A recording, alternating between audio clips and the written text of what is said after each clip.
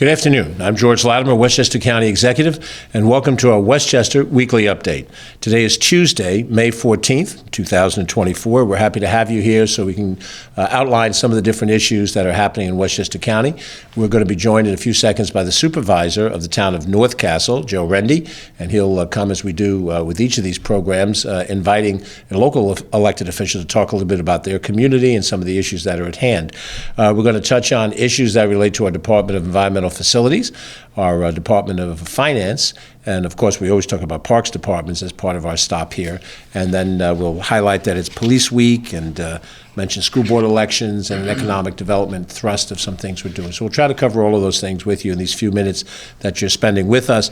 I'll be joined in a few minutes by our Deputy County Executive, Ken Jenkins, and he and I will share the duties going through all of these things. First off, our municipal partner for this visit is Joe Rendy. Joe was just elected last November to a 2-year term as supervisor in the town of North Castle. North Castle is that area directly north of the city of White Plains. It hugs the Connecticut border and includes the hamlets of North White Plains, Armonk, and Banksville. And of course, it's a beautiful, beautiful town. There are parts of it, when you're in it, you feel like you're in Vermont. You're not at all in the New York metropolitan area.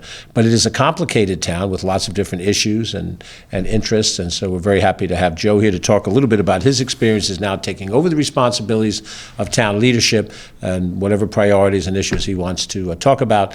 And if he wants to tell us some good restaurants to go to in his town, we're welcome to hear that too. The Honorable Joe Rendy, Supervisor of the town of North Castle. Thank you. Thank you very much for being with us here. Thank you. You know, it's a great pleasure and honor, certainly, to be asked to come and join George, and as well as Ken, his Deputy County Executive. You know, as a newly elected town official, you know, you come into office and you're certainly concerned, am I in this alone?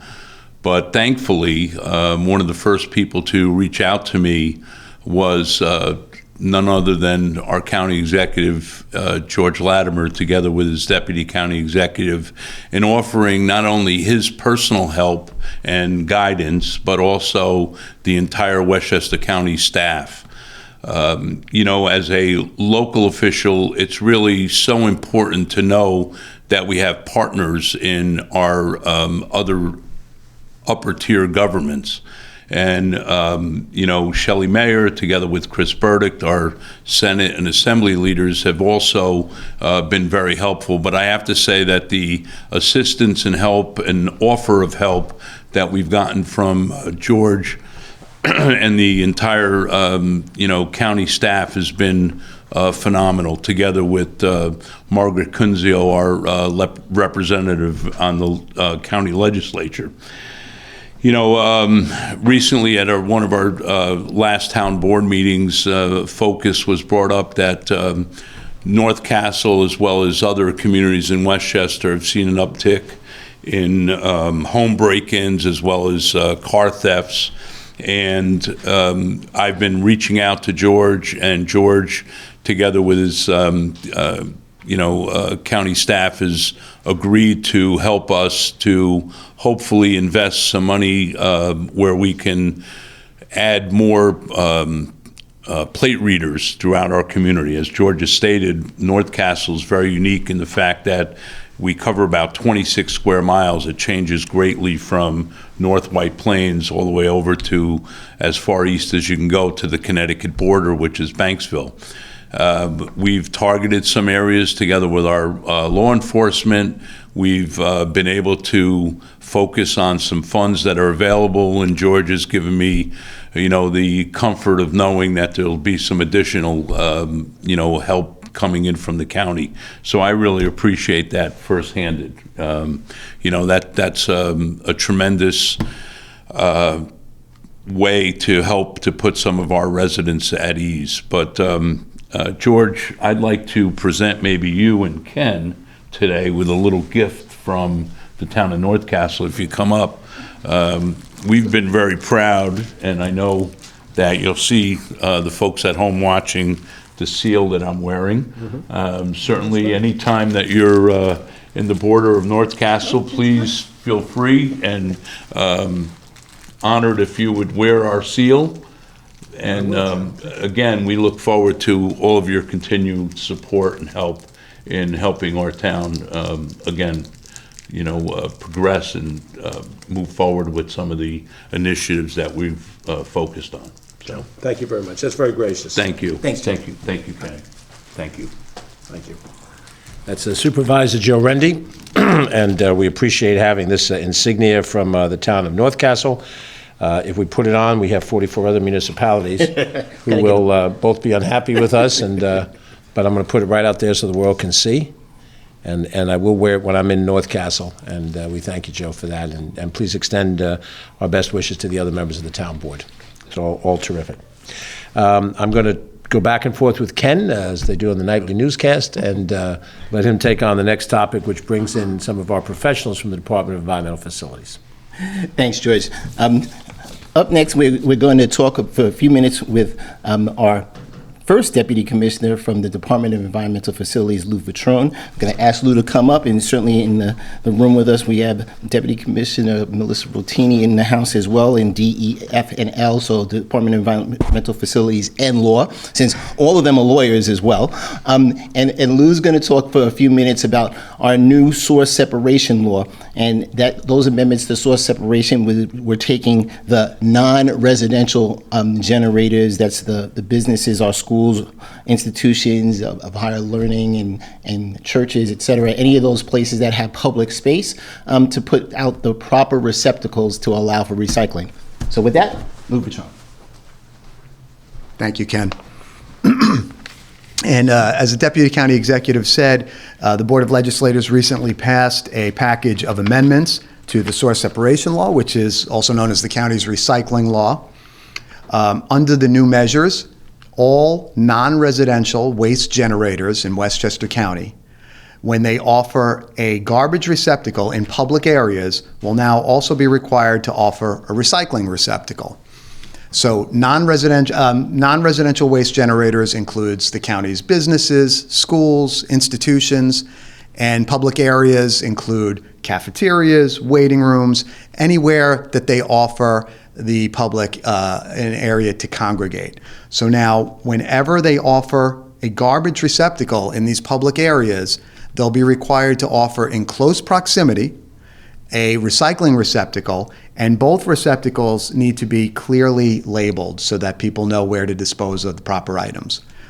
The Department of Environmental Facilities, my department, we requested this change to the law because countless studies have shown the easier and more convenient you make it to recycle, the more recyclable material you're going to receive and collect.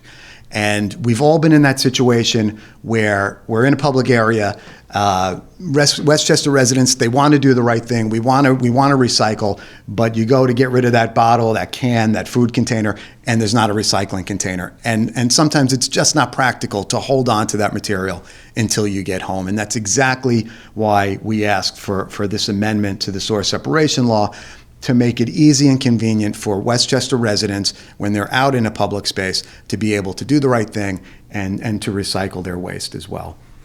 Our inspectors from the Department of Environmental Facilities will be going out to non-residential waste generators throughout the county to educate them on these changes to the law, to explain the obligations they have now under the new law, and to help them with compliance. So they'll be going out in the next several weeks to handle that.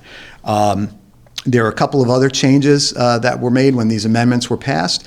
Carton recycling has been a voluntary recyclable in Westchester County since 2016, but under the new amendments, cartons are now designated as a mandatory curbside recyclable for both residential waste generators and non-residential waste generators.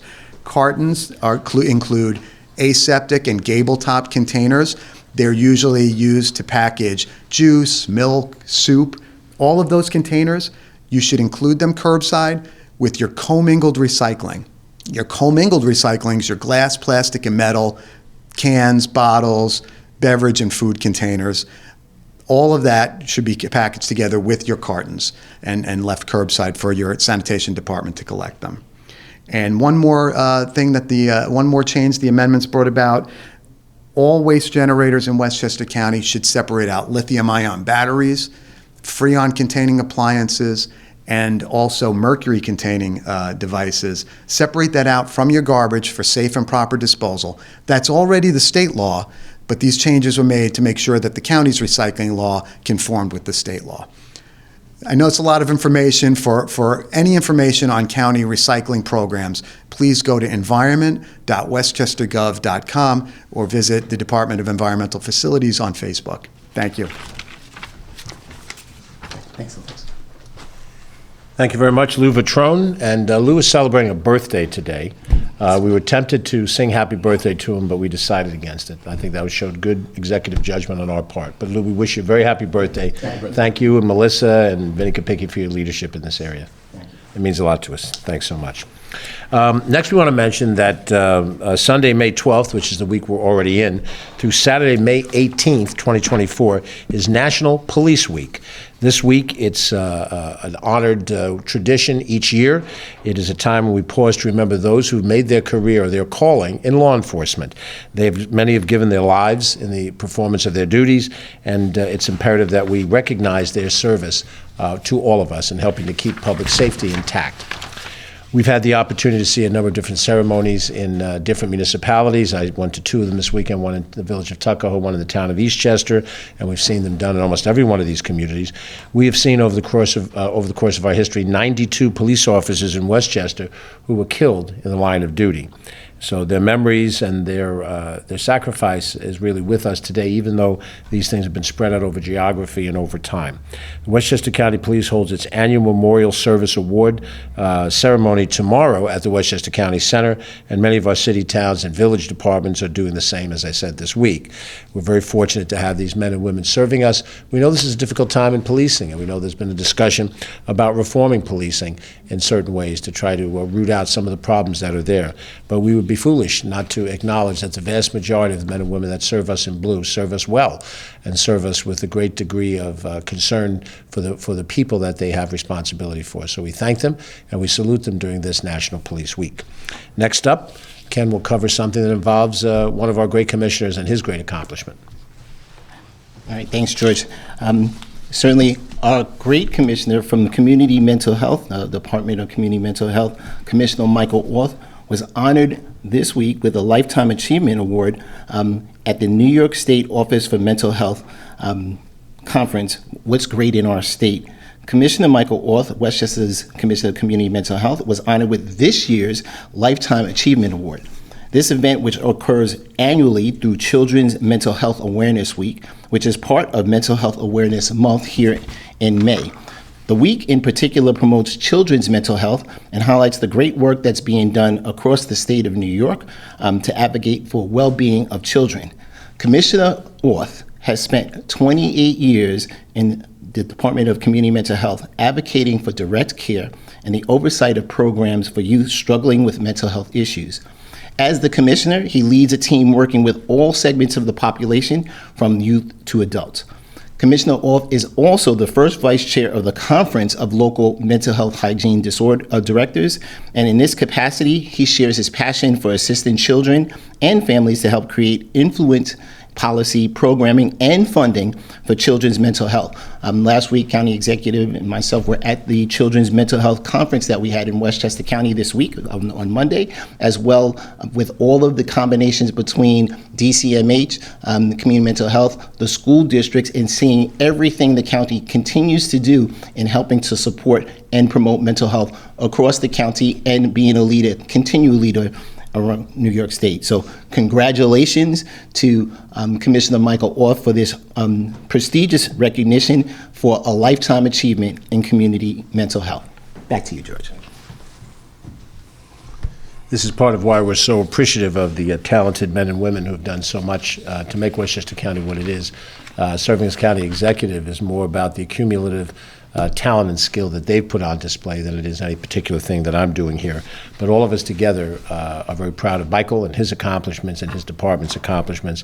We fully fund our mental health programs. In fact, we increase our funding every year, and it is a sign of why Westchester in this area and so many other areas are ahead of our neighboring counties, because we put the time and energy and the money in, we professionalize the department, we fund it, and we get the best possible results we can. Next up, we have a Certificate of Excellence in Financial Reporting, and our Finance Commissioner, Karen Hablow, is going to join us. This is a great accomplishment for their 2022 year. I'm going to let her explain it and drink in all the glory for her and her department. Karen, please. Come on up. Nice to have you with us. Thank you so much. Good afternoon. We are very excited and proud to have received the awards from the Government Finance Officers Association for both financial reports that we published for the 2022 fiscal year. I would be remiss if I didn't start off by thanking my fantastic team. I have a wonderful, talented team, the entire finance department, but especially who I'm joined by my first Deputy Commissioner, Cesar Vargas, who had contributed in a substantial way to developing and publishing both the annual comprehensive financial report as well as the new popular annual financial report from last year. So those of you who are not familiar with the county's financial reports, this large, substantial book that I'm holding here is the annual comprehensive financial report. We commonly refer to this as the ACFR, and as you can see, it's about 320 pages long. It includes detailed financial statements, notes, schedules, and reports.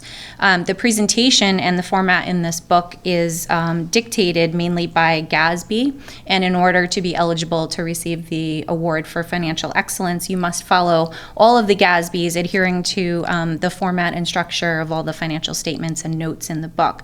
It's quite a lofty task, and due to those ever-increasing requirements and pronouncements by GASB, many counties in New York State don't even produce or publish an ACFR anymore because of the time and difficulty in producing it. In fact, Westchester is unique in that we're one of the few counties who produces it all internally. A lot of counties, or the few counties that do produce an ACFR, many of them have outsourced it completely. So it's something we're very proud of. We'd like to continue this effort internally because we do have the talent in the department to do it, and we're very proud to have received this award for the 16th consecutive time.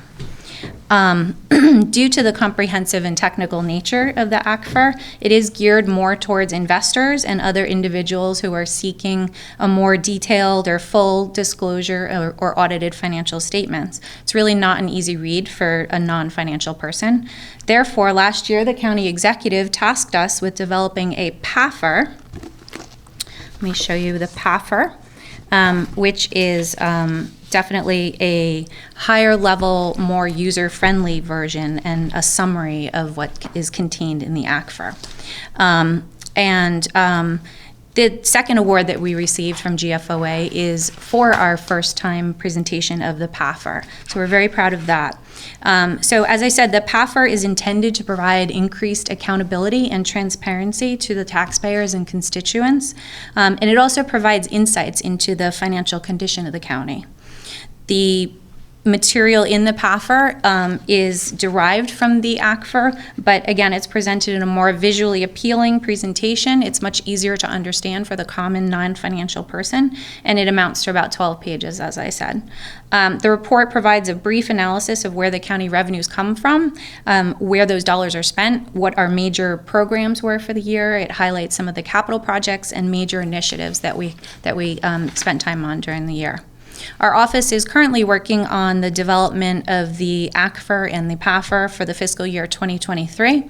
And once that is completed, which should be the end of June, early July, both of those reports will be made available through the county's website. I hope you find both of these reports useful and informative. And all current and prior years' ACFRs are currently available online on the county website at westchestergov.com.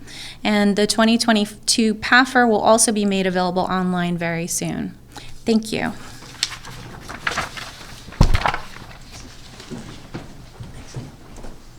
Thank you, Karen, and thank you, Cesar, both for your fine work. Many times there are parts of county government that you don't see out front and in person. Certainly our Parks Department has a great visibility. When our Department of Environmental Facilities has their household cleanup day, you see what DEF does. You see on display, if you speed on one of the parkways, the county police doing their job.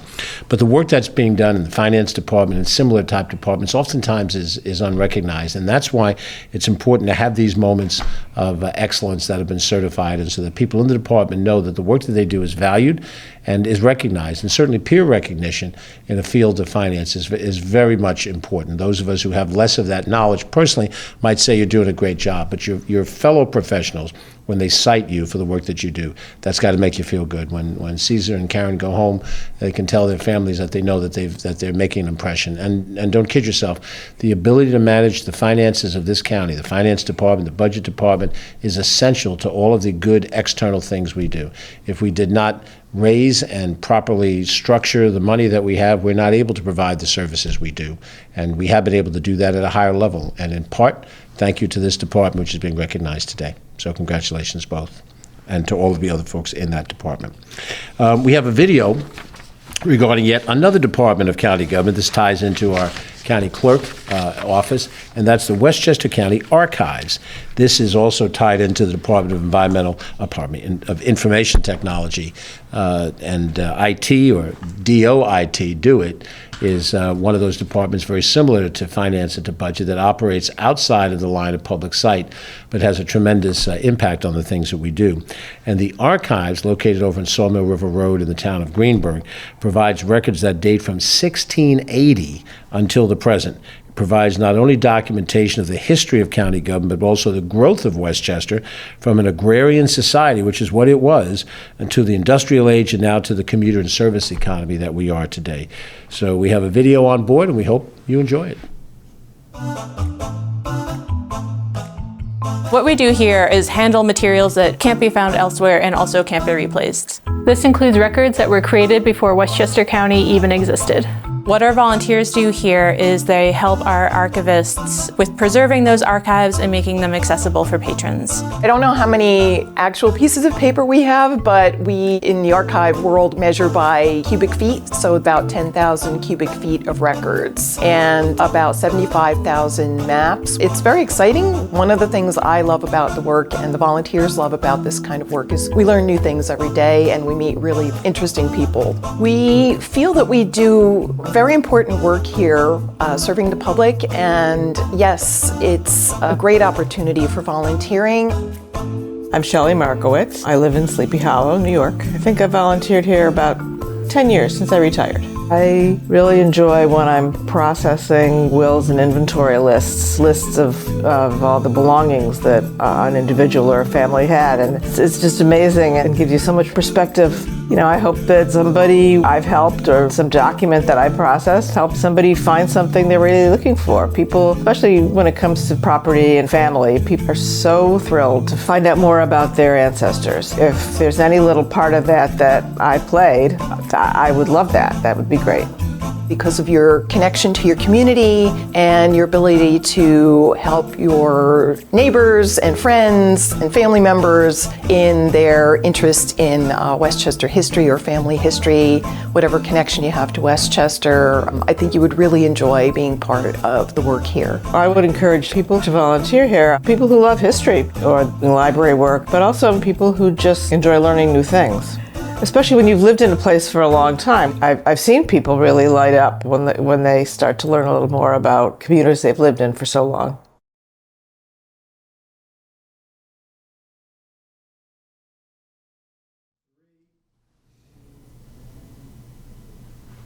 We thank you very much for taking attention to, again, an area of county government that may not be that well known, but our archives stands and does have a public research capacity. So do interact with us as you see necessary for anything that you're working on. And we do intend to have a number of historic celebrations over the next few years as we reach the 250th anniversary of the United States' founding. And there are items in that archives that are going to come out in public, and you'll get an enjoyment to see it all. Let me just remind everybody that 1 week from today, on Tuesday, May 19th, it is school board election day throughout Westchester County. And in all of the municipalities, except for the city of Yonkers, local school decision makers are voted on by people. And whether there's a competitive race in your school district or a non-competitive race, you should call your local school board clerk, and find out what's on the ballot and where the voting locations are. The voting locations in school elections are not always the same locations as they are in November. Many school districts consolidate into one singular location, and they often use only local public schools for the votes. But every community is a little bit different, so what you want to do is call, check ahead, and find out the school district that you live in where the school elections are going to be held. You're not only voting for for school board trustees, but you're also voting on school budgets. And it's a requirement of the school district, superintendent, and the school board to present before the voters a budget that requires their assent.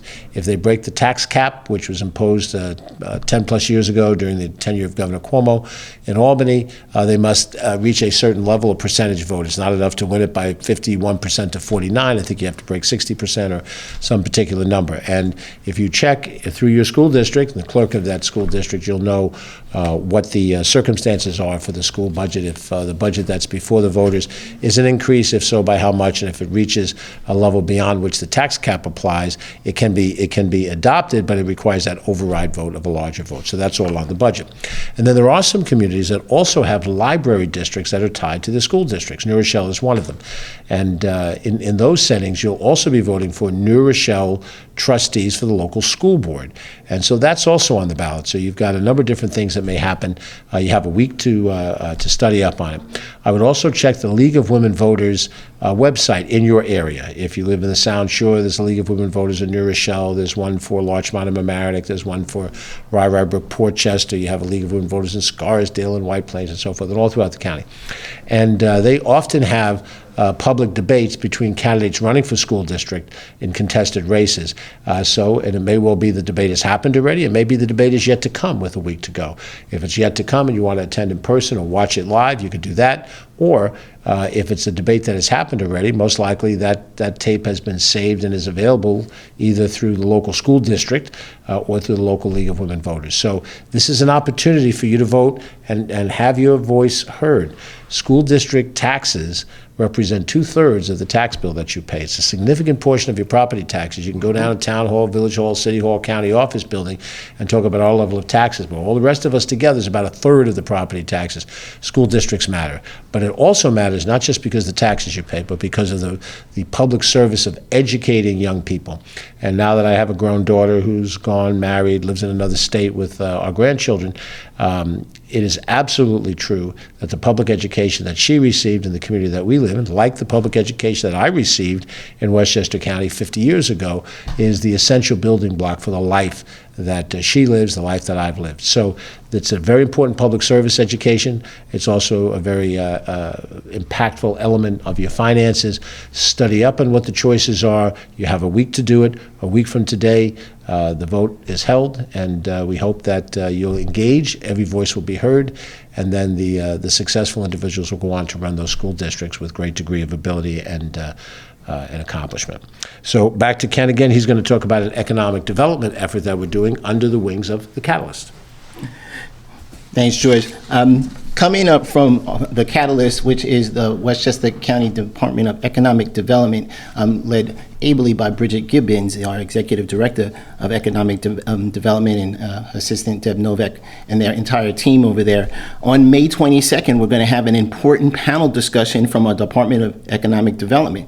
It's going to focus on opportunities and resources for small businesses, chambers of commerce, minority-owned businesses, disadvantaged business enterprises, DBEs, service-disabled veterans are all invited to attend.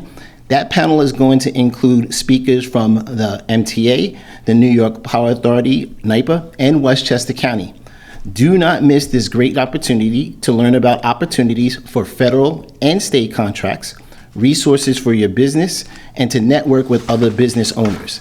That event is going to be on the 22nd, May 22nd, in White Plains at the NYPA office building, which is at 123 Main Street.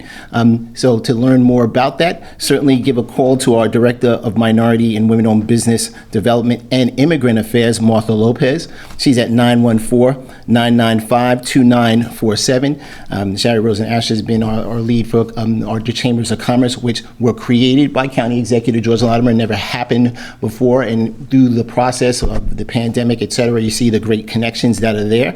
And certainly, it's the day after the school board elections, County Executive Latimer just pointed out. Again, so that's Wednesday the 22nd. Tuesday the 21st. Make sure you get engaged and involved. And that's how we were able to do $250 million worth of business for our MWBEs, DBEs, and all the other folks working together for Westchester County over the term here in Westchester County. It is a great record of accomplishment for MWBEs, DBEs, and SVDOBs throughout Westchester County, thanks to the leadership of George Latimer. So back to you, George. Thanks again, Ken. We'll wrap it up pretty quickly here. We know that 2 weeks from yesterday will be the celebrated day of Memorial Day. And Memorial Day on the calendar is that day that we remember all of our veterans who made the ultimate sacrifice on behalf of our nation, who gave up their lives. We have plaques in every one of these communities. We have some at the county level where we recognize the names of those individuals, and there will be a plethora of Memorial Day services and parades all throughout Westchester County. Now, the most concentrated period of time will be on Monday morning, May 27th, and that's the date that is 2 weeks from yesterday. Most of the organizations will have something during that period of time. There will be some parades that fall at different times of the weekend, some Saturday, some Sunday, and then some will be on the traditional Memorial Day, which is May 30th, coming up. Westchester County does a countywide Memorial Day service, and we do it on the Friday before Memorial Day weekend, before it begins. It is always held at Lasden Park Arboretum and Veterans Memorial, located in the hamlet of Katona in the town of Somers, up on Route 35. And there we have a Hall of Fame for veterans where we recognize those that have served this county and served this nation. Our event will be Friday, May 24th at 11 a.m. You can watch it live on Facebook, the same way that you're watching it here, facebook.com/WestchesterGov. Ron Tochi, our Director of Veteran Services, always leads this effort, and we always get good attendance from some of the veterans organizations there so that we can have a respectful beginning of the Memorial Day weekend. Now, we know that for many people, Memorial Day weekend is the beginning of the summer, and they're off doing one recreational activity or not. This is a free country. Everybody's free to do what they want to do with their free time. But I would urge you, if you have the time, even if you're going to be gone for most of the weekend, take some time out to honor our veterans. And in November, when we celebrate Veterans Day, we honor all veterans. But in May, we honor specifically those that died, young men, 19, 20, 20-year-old men of all ages, who sacrificed. They had a whole life ahead of them, but they died. They died in Iwo Jima. They died at Pork Chop Hill in Korea. They died somewhere in the Middle East during the various actions that have happened over the last 30 years. They died in World War I, and they died in the Civil War and in the Revolutionary War. And all of these sacrifices aren't forgotten to this day. Families had to come to maturity without the husband, or in some cases, the mother available to them. Children were raised not knowing that parent who sacrificed their life. The least we can do, the very least we can do, is to go to one of these ceremonies and stand there, and even if it takes a few minutes, to be able to recognize those that have died.